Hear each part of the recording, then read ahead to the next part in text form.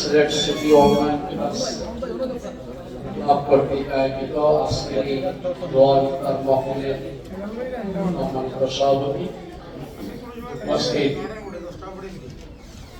আয়োজকদের মধ্যে বিভিন্ন পর্যায়ের নেতৃবৃন্দ এবং সংবিধান তাদেরকে নিয়ে আজকের এই ইফতার আয়োজন করা হয়েছে একটি ব্যতিক্রমধর্মী দৃষ্টি প্রতিবন্ধীদের নিয়ে সিটি অনলাইন প্রেস ক্লাব আজকের এই ইফতার আয়োজন করছে। আমি তাদের এই ধরনের ইফতার আয়োজনের জন্য আমি আমার ব্যক্তিগত পক্ষ থেকে মহানগর বিএনপির পক্ষ থেকে তাদেরকে অসংখ্য ধন্যবাদ জানাচ্ছি। সিয়াম সাধনার মাস, রমজান মাস, সওয়াব হাসিলের মাস। আজকে যে দৃষ্টি প্রতিবন্ধীদের নিয়ে তারা যে আয়োজনটি করেছে, নিশ্চয়ই আল্লাহর কাছে তাদের আজকের ইফতার মাহফিল আল্লাহর কাছে কবুল হবে।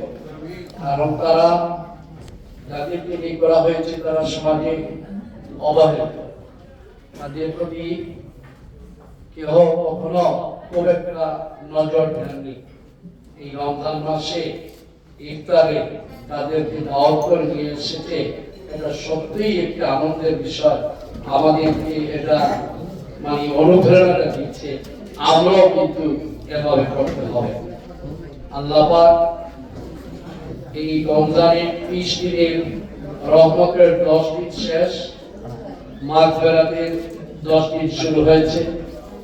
আল্লাহ পাক যেন আমাদের এই রহমত, মাগফিরাত এবং নাজাতের সম্পূর্ণ পর্যন্ত আমরা আমাদের সকলের আল্লাহ পাক নেখায় দান করে দেব।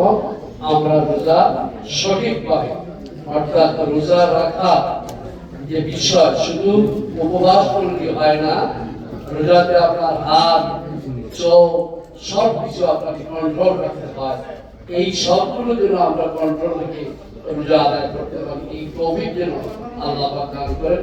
আর আমি বিশেষ করে সিলেট সিটি অনলাইন প্রেস ক্লাবের উত্তর সাফল্য কামনা করছি।